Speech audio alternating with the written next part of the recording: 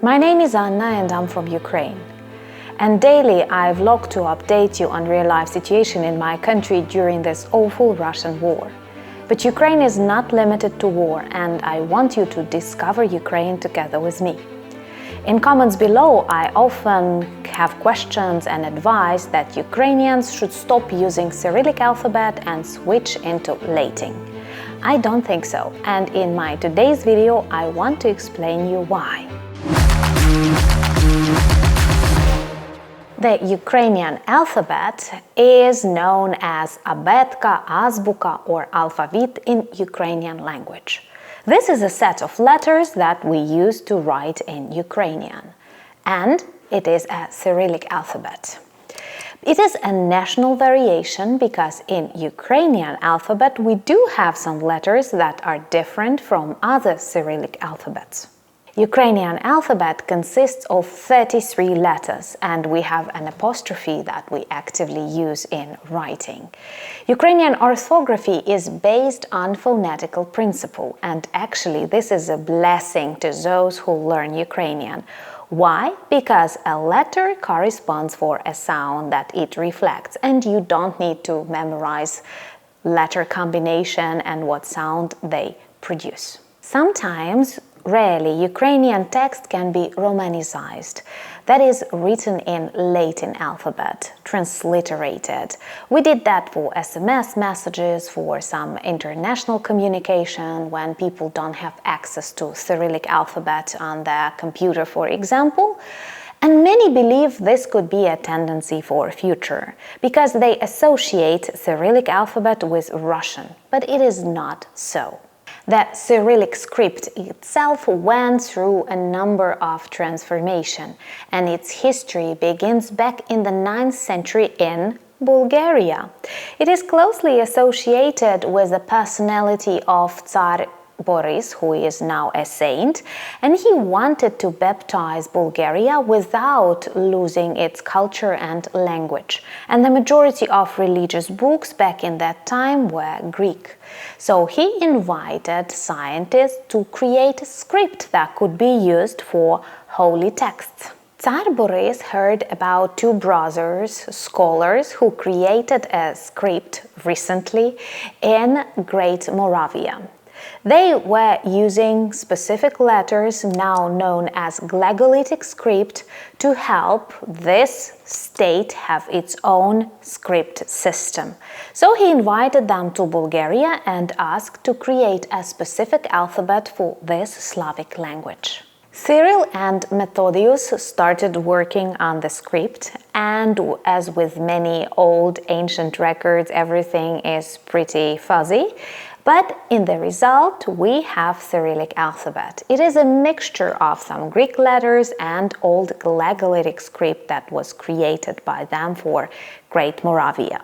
I know that many of you are actually afraid of Cyrillic alphabet, but then when you look at it, you may recognize some letters. Why? Because it's a mixture, and Latin alphabet is also a mixture that borrowed some of Greek words. So we may say that Cyrillic alphabet and Latin alphabet share some letters. But here we have to be very attentive. Why? Because some of these letters truly repeat itself and denote similar sounds both in Ukrainian, for example, and in English. But in some cases they have become false friends, and they look similar but have totally different readings. So how did Cyrillic alphabet get into Ukraine? Not from Russia, not from Russian Empire, not from Moscow Tsardom, but from Bulgaria together with Christianity. And to be able to read Christian books and reproduce them in Slavic language, Cyrillic alphabet was used. And it went through a number of transformations within centuries to adapt to the needs of language users.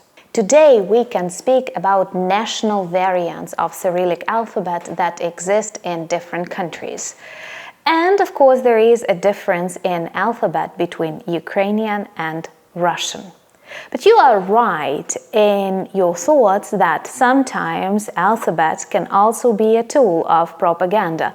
And of course it's true about Soviet Union.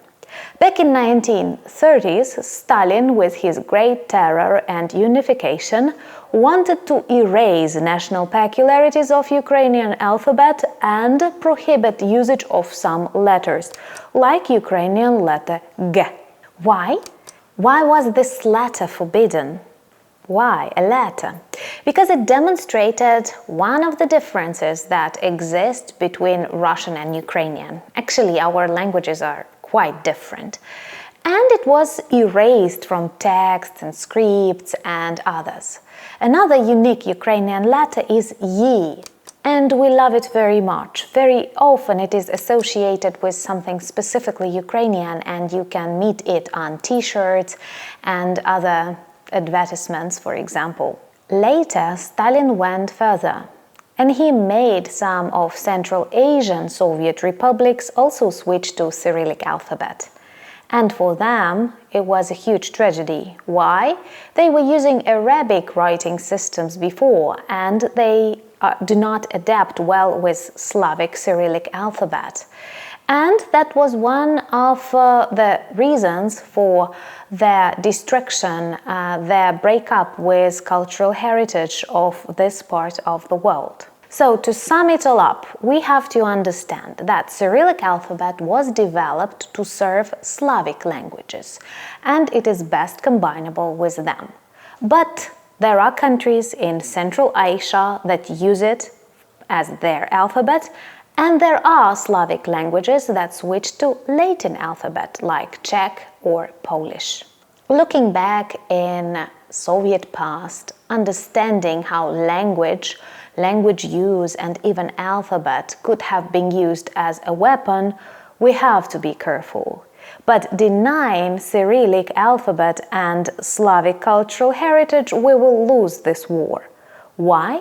Because it does not belong to Russia. It belongs to over 50 different languages, and Ukrainian is just one of them.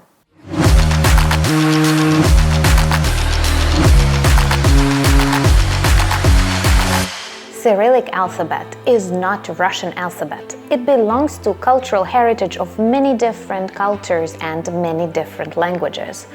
All of us have our favorite letters and memories from school how we learned to write them. So we won't let Russians steal this idea. If you want to discover more about Ukraine, subscribe to my channel. Thank you for buying me coffees and becoming my patrons and supporting projects like this.